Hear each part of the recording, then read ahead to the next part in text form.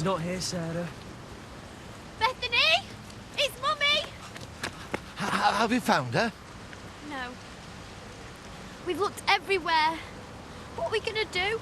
Well, you say she's with her Granny Brenda. Perhaps she's taken her to her house. No, No, we've looked. That's the first place we thought of. Then we came here. We know Brenda's been bringing her here. Yeah, she visits her son's grave.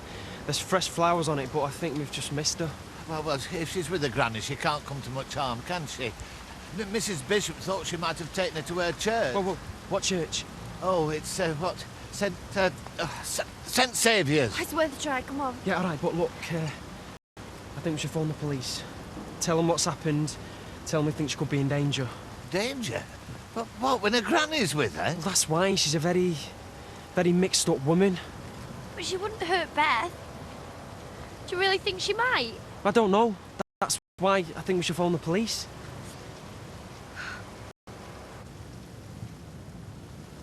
Don't come near us! Leave us alone! I'm just trying to help. Oh, yes. That's what people say. But they're lying. They're always lying. No, I'm not lying. Please, Mrs. Ferns. Don't call me Ferns. That was his name. The man who said he was my husband. He promised to forsake all others. He promised to love and to cherish, but that was all lies. My name is Brenda. That is my real name. My Christian name. Well, all right. Brenda, then. My Christian name is Emily. And I'm a Christian just like you, and I want to help you and little Bethany. We don't need your help. God is our very present help and our salvation. But all the same, it's late and it's cold, and Bethany really ought to be at home with her mummy. Bethany wants to see her daddy. She wants to be with him, and so do I. And that's where we're going. But surely Bethany's daddy is dead. No. No, he's gone to eternal life. To a better place than this one. And that's where we're going. Isn't it, Bethany?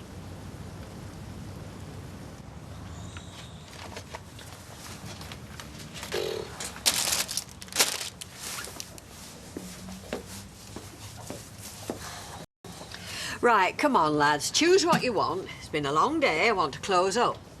Have you got anything on special offer? No.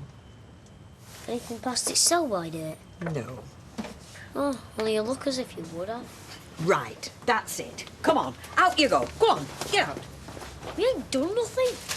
Hey, now, stop. Get out of here. The lot of you, get out. Will you? Oh, it's you, Chesney. I might have known. Hey, come here, you. And you, get out, the lot of you. You tell me. Yeah, you do, or I'll clout you on. Come on. Get out. Oh, I'm sorry about that, Rita. No, it wasn't your fault, love. I was glad to see you. I'm not as fast on my feet as I used to be. At one time, I'd have had the lot of them out in the street, quick sticks. And the fella who calls himself Rita's right-hand man, Norris, disappeared on some emergency mission. So one way and another, I'm ready to call it a day. Oh, I know that feeling, Rita. With my mother around, I get that feeling a lot. Don't tell me you're frightened of Tyrone Dobbs. Am I, Jack? Here, get that down. Because you're bigger than him. If he tries to give you a wig and kiss, he's no chance. What's a wig and kiss? Putting the nuts in. Like I say, he'd have to stand on a chair, would Tyrone? Where's my lager? There's only 2 cans left. Well, this must be mine then. A cellar? Oh, listen. If you want Fizz back, show her you're willing to fight for her. If any of his mates pile in, don't fret. I'll handle them. Hey, you're getting into no fights. You're no use to me back in the nick. Women don't want men who can fight. They want men who can make themselves useful. I can't go fighting Tyrone. No way, he's a mate. Some kind of mate. Spent the night with Fizz behind your back. Yeah, I was a dirty trick, all right. He's asking for a thump. Oi, Batman and Robin, forget about fighting. Listen, OK, I saw Fizz coming out the Duckwoods in the morning. Sneaking out, you said? Yeah, well, I could have been wrong. Maybe she just popped in to borrow something. Yeah. Like a bed for the night. Stop winding Kirk up, will you? Look, Kirk, if you want Fizz back, you'll have to talk to her. Get her side of it. Can't do any harm, can it? You don't know what I've had to suffer. Nobody knows. There's nothing left in this world for me anymore. Nothing. No, I can only try to understand, but I've never lost a child. I never had one to lose. I couldn't have children, though I wanted them. We both did. They say such useless things. Keep on keeping on. They say things like that. Why? When all that's left is grief and loneliness, why shouldn't we end it all? You're a Christian, Brenda, and you know that the church has always told us that everything in life has a purpose. Church? The church? They don't believe in anything anymore. Those whom God hath joined together, let no man put asunder, right? You know what they've done? They've married the man who left me, who divorced me. They've married him to his trollop in church. Don't you tell me to seek the guidance of the church. Brenda, I know you've been sorely tried. What's that? It's the police. You've brought them. You said you were on my side, but you're in league with them.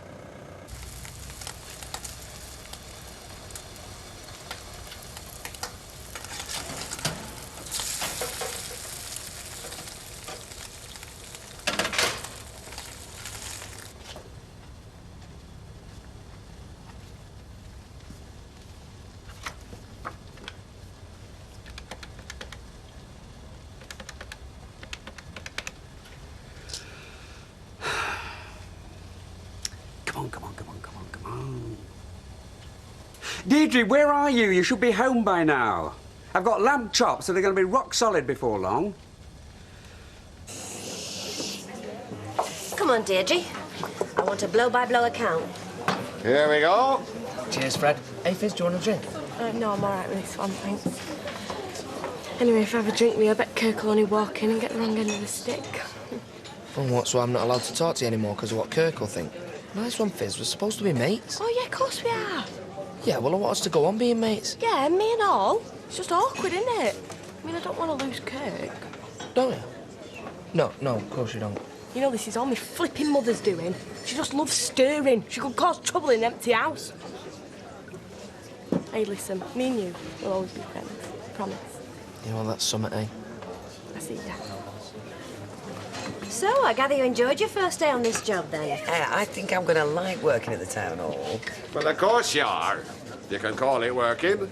Supping tea and shoving bits of paper around's not what I call working. I say it's not what I call it. Well, it's not like that in planning, I'm here to tell you. As far as I can see, we're seriously understaffed. There just aren't enough people to cope with all the building applications that are coming in. Oh, it's that kind of planning. I thought it was family planning. You thought nothing of the sort. I did. I was going to ask you for a few tips. Still might. Anyway, what are you drinking? Oh, I might manage another red wine. So, this is where you've got to. Hello, Ken. And the company you're keeping. I've got lamb chops that were cooked to perfection a quarter of an hour ago and are rapidly solidifying. Oh, I'm sorry, I didn't know you were cooking. Well, it was intended as a surprise. Now it's going to be a disappointment. Come on. Oh, look, I'll have that drink another time. I'll see you, Bev. She's in trouble now. I want backup. According to the child's mother when she phoned in, this Mrs. Ferns is unpredictable. She's the kid's grandmother, but they think she could be a threat to the child. We could do with a negotiator on the spot. Softly, I reckon. Oh, and, best get an ambulance out here too, OK? Is she here? Is Bethany here? Is she all right? Oh, take it steady. You'll be Sarah Platt, right? The kiddy's mum? Yeah, what's happening? There's a little girl up on the church tower. We presume she's your child. But there's 2 women up there with her, not one. Oh, that'll be Mrs. Bishop. She said she'd find them here. Oh, thank the Lord. What good's Mrs. Bishop? She's an old woman. She can't protect Bethany. Calm down. What are you standing here for? okay. My baby's up there. It's okay, Why calm don't down. you go and get her? Calm down. Now, listen to me. Priority number 1, the little girl's safety, right? Which means no shouting and no threatening and no bullet-a-gate stuff. If this woman who took the little girl's unbalanced, shall we say, the one thing we want to avoid is tipping her over the edge. Maybe that was an unfortunate choice of words, but you see the point I'm making.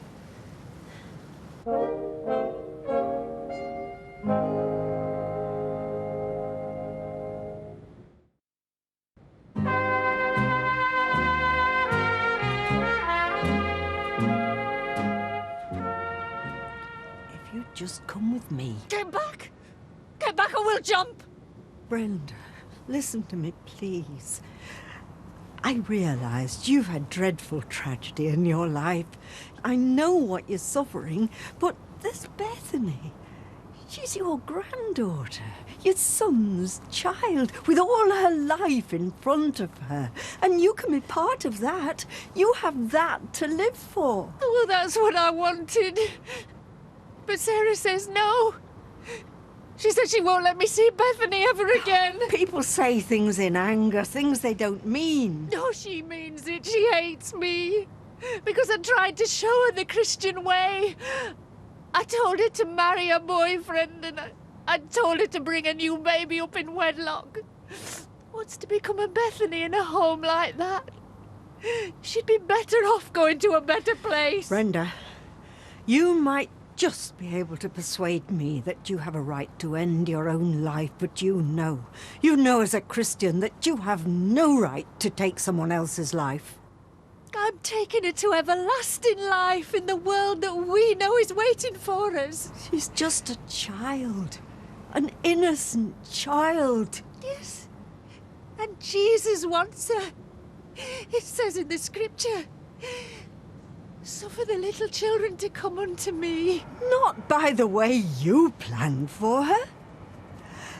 He said, whoso shall offend one of these little ones, it were better for him that a millstone were hanged about his neck and that he were drowned in the depth of the sea. You're twisting the words. I love Bethany. I only want what's good for her. Am I twisting these words, Brenda? Thou shalt not kill. Steve, No. what are you talking about? I don't even know what I'm going to say yet. I know that tone of voice. You want me to spend money, you know? No, actually, what I was going to say was I think it'd be fun for me and the girls if you chauffeured us around town. You know, like take us to a club, pick us up, drop us off at another. You know, be our chauffeur for the night again. And I'll get paid for it this time instead of fulfilling a promise. No, of course you don't. So I'll lose a night's earnings? I don't think so, no. Steve, you're so mean. Well, not according to the estimates for our wedding. I'm going to be bankrupt. Just the lady I wanted to see. I was thinking of sending out search parties. You want to see me? And what for? The little matter of an IOU you signed for £25. Yes, that. The sum you agreed to pay at our charity auction for one night out with young Jason Grimshaw. Well, I hope he were worth it, but whether or not, the Friends of Weatherfield Hospital would like to see their money. Look, I will pay, but I'm skint right now. But I'll pay it, I promise. I can't remember the last time I were on a promise from a young lady. Yes, I can. I were disappointed that time and all. Please, do something. Please, just get my baby back. I've asked for a negotiator. Somebody who's got special training for these situations and they know how to talk to somebody like Mrs. Ferns. I don't think you should hang about. Her son, Beth's dad, died in a car crash a couple of months ago. What worries me is I don't think she's ever got over it. She's not thinking straight. You've studied these things professionally, have you, sir? No, but all the same... What's the point in arguing? She could be doing anything to Beth. No, not with Mrs. Bishop up there, oh no. No, Mrs. Bishop hasn't shouted down for help, has she? I take that as a very good good sign. What's stupid? What's Mrs. Bishop going to do? I'm going to get Beth. I want my baby back. No! Sarah! What's that? What's going on? It's Sarah. What are you doing to my baby? She's frightened you're going to hurt Bethany. Kirk, come in. On your own, are you? Yeah. I'm not surprised considering how you've behaved. Kirk, do you mind telling me what you've come here for? I've come to give you another chance. Oh, you have you? Yeah. You must have had too much to drink or you'd have never looked at Tyrone. And I suppose he took advantage. So anyway, I decided you can be my girlfriend again. Oh, have you? Yeah. As long as you say you're sorry and it won't happen again. You've been having lessons at the Les Battersby Charm School, haven't you? Well, I'll pick Kirk. I wouldn't be your girlfriend again if you were the last man on earth. If I was the last man on earth, you'd have no chance. You'd be killed in the rush. Look at them. They're all coming to get me. And you're in league with them. You've been cunning. You've been trying to keep us here arguing with you. Well, it won't work. Come on, Bethany, we're going to see your daddy. Brenda, please. You heard Sarah just now screaming in fear for Bethany. Does that mean nothing to you? Bethany will be happy where we're going. What about Sarah? You've told me about losing your child. You said it was unbearable suffering.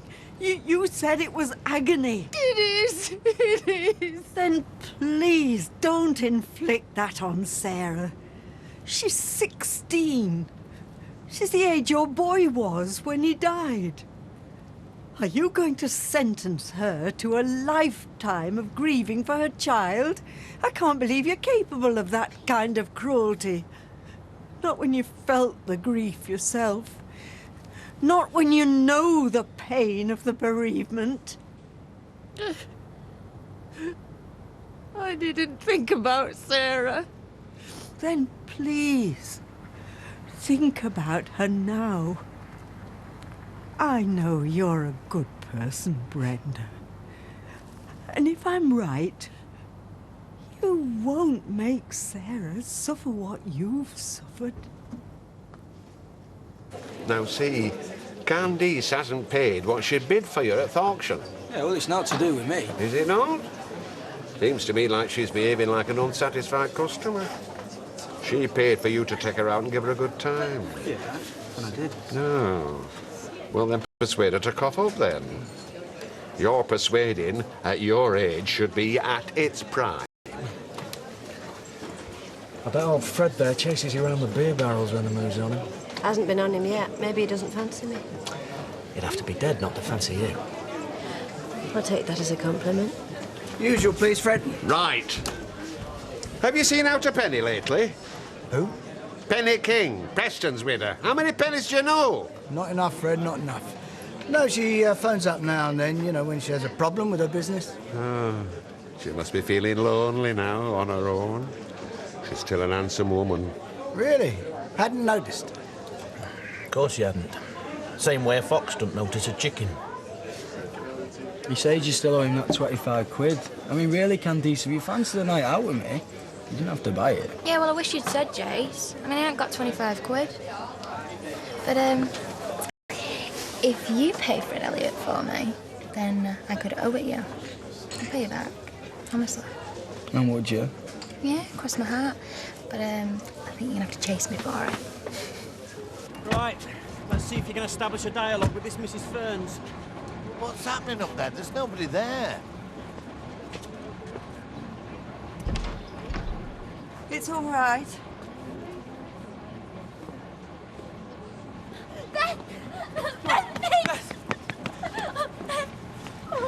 You've put her to hell. Forgive me, please. No, there's no way.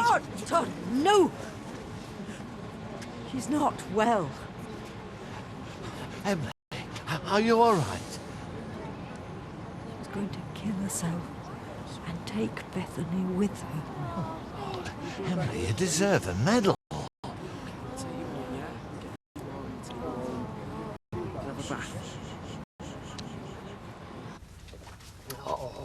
It'll be fine. You know I like it all crisp and chewy. Yeah, well, that's just as well. Anyway, I'm glad you had a good first day. Yeah, I think I'm going to like it. Good, good. That chap in the Rovers, Charlie Stubbs, he's got a pile of asbestos sheets in his yard. I noticed them today. They should be dumped somewhere safe, which I told him, but I don't know if he's going to take any notice. Maybe you could get someone in the town hall to twist his arm. Oh, let me get settled in first, love, before I start asking favours. Removing dangerous asbestos, Deirdre, not asking favours. No, all right, I'll have a word.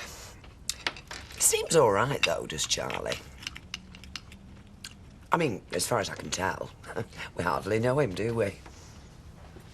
God forgive me, God forgive me. Thank you for stopping me.